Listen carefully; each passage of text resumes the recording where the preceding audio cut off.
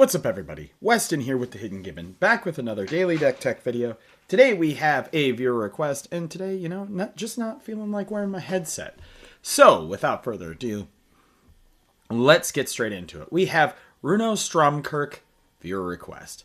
So, who is Runo Stromkirk? Well, honestly, he is a commander that I had never heard of before this viewer request. Just never. But he is a 1/4 for 1 generic and then Demir, and has flying, and then when Runo Stromkirk enters the battlefield, put up to 1 target creature card from your graveyard on top of your library. And at the beginning of your upkeep, look at the top card of your library. You may reveal that card. If it's a creature card with mana value 6 or greater is revealed, you can transform Runo. And he turns into a giant crab monster. He turns into Crothus, Lord of the Deep, which is flying, and whenever Crothus, Lord of the Deep, attacks, create a tapped and attacking token that's a copy of another target attacking creature. If that creature is a Kraken, Leviathan, Octopus, or Serpent, create 2 of those tokens instead. Alright, we're making a Timmy deck today. Through and through. $332. That's only because I believe I added a top in here and a couple other cards that randomly are expensive. But we're doing sea creatures, right? We're doing Leviathans, we're doing Krakens, we're gonna have to be able to get to those because they are gonna have to get into play, and that's a little tricky sometimes. So let's move right into our creature, shall we? We have Archetype of Imagination. It's a 6-drop, and you're going to look at the converted mana cost in this deck, and you're going to be like, oh my god, and that's true. But I did put in a lot of different ways to hopefully get us to those mana costs faster. But creatures you control have flying. Creatures your opponents control lose flying and can't have or gain flying. Puts them on the ground. Then we have Charix, the Raging Isle, a giant crab. 1 second, gotta pause here. As I was saying, Charix is a giant crab. A Leviathan crab at that. Spells your opponent's cast that target it costs 2 more, so he has ward 2 for spells. And then he has pay 3, he gets +X -X until end of turn, where X is the number of islands you control. So he's a 0/17 that can become enormous. We have Deep Sea Kraken. Man, I remember playing this card in one of my early EDH decks back in the day. It can't be blocked. It has to spend 9, or you can pay 10 mana for it. Whenever an opponent casts a spell, if Deep Sea Kraken is suspended, remove a time counter from it. So you're going to want to suspend it, and it comes into play rather quickly.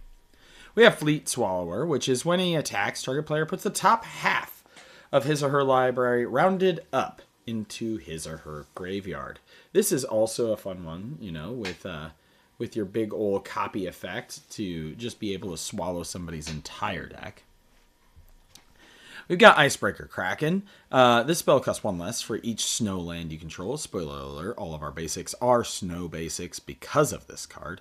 And then when he enters the battlefield, artifacts and creatures target opponent controls don't untap during that player's next untap step. And then you can return 3 lands you control to their hand to return Icebreaker Kraken.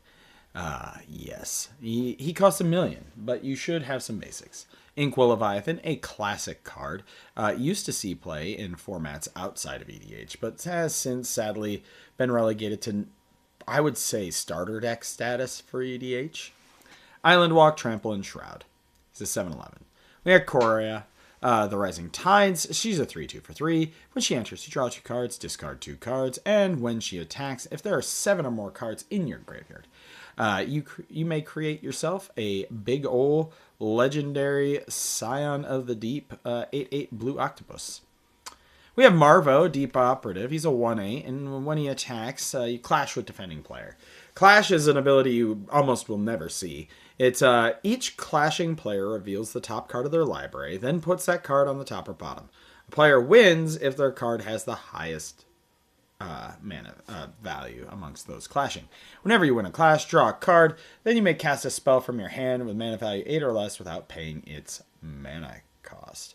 So this is a great way to get some of your Krakens for free, because I'm going to tell you that the average deck that you're going to go against is not going to have a converted mana cost of 12 9, 10, you know, unless you're going up against things like Eldrazi, you're probably in the clear to win the clashes.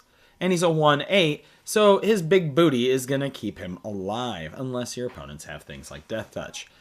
We have Monstrosity of the Lake, which is when Monstrosity of the Lake enters, you can pay 5 mana, so a good total of 10 if you want. Unless you get to play it for free off Marvo. If you do, tap all creatures your opponents control and then put a stun counter on each of those creatures. And then it has island cycling. We got Nadir Kraken. I actually really love Nadir Kraken. I play this in a lot of decks on Arena.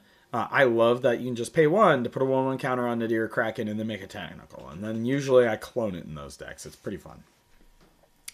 We have Nemesis of Reason. It's a big Leviathan horror. It looks very spooky. Whenever it attacks defending player, mills 10 cards. So we have 2 cards in here that mill pretty effectively.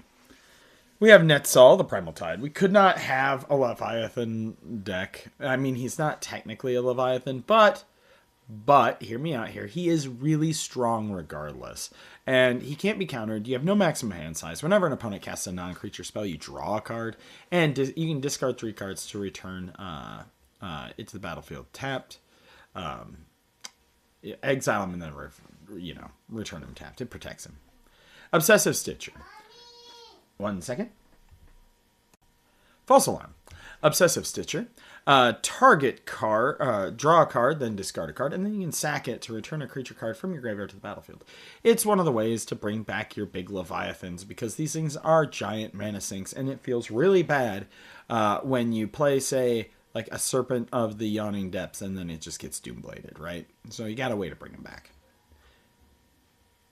So with Serpent of the Yawning Depths, it is a 6/6 for 6. Krakens, Leviathans, Octopi, and Serpents you control can't be blocked except by Krakens, Leviathans, Octopi, and Serpents. We have Slinvoda, the Rising Deep. It has a kicker of 2. It's an 8-drop. I really like the art on this card, for the record. I like the Godzilla style frills on its back, and then like the eel, Thalassophobia sort of thing right here. Then, when Slinvoda, the Rising Deep, enters the battlefield, if it was kicked, return all creatures to their owner's hands except for Merfolk, Krakens, Leviathans, Octopi, and Serpents. Spark double so you can clone somebody. Starwinder's in here. It's whenever a creature you control deals combat damage to a player, you may draw that many cards. It's pretty good. Summon Leviathan. Return each creature that isn't a Kraken, Leviathan, Merfolk, Octopi, or Serpent to its owner's hand. Until end of turn, whenever a Kraken, Leviathan, Merfolk, Octopus, Serpent, or Octopi attacks, draw a card. It also has Ward 2. It is also a 6/6. It's pretty interesting. We have Teferi, Major Zalfir. This is mostly in here for protection, okay? He's in here so that way your opponents can't play stuff at instant speed. But also flashing in a Kraken at the end of your opponent's turn is a lot better than playing it on your turn and having it have to survive an entire cycle without dying. We have the Unagi of Kyoshi Island, which is... Hi, honey. Sorry about that, folks. My daughter walked in and pointed to my head because she knows that when I'm on my computer, I have my headset on, so I had to put that back on. But we have the Unagi of Kyoshi Island. It's Flash, Ward, Waterbend 4, and whenever an opponent draws their second card each turn, you draw 2 cards. We also have Wonder, which is flying, and as long as this card is in your graveyard and you control an island, your creatures are flying. What's more terrifying than big spooky Krakens? Big flying spooky Krakens. And then we have Rexial, the Risen Deep. You know, big Cthulhu-looking monster here. It's a 5/8 for 3 generic, 2 blue and 1 black. It has Island Walk and Swamp Walk. So if you wanted to go higher budget in this deck, drop yourself in a Urborg, Trim of Yawgmoth. Whenever Rexial, the Risen Deep, deals combat damage to a player, you may cast target instant sorcery card from that player's graveyard without paying its mana cost. If that spell would be put into a graveyard, exile it instead. So steal stuff. Sorceries.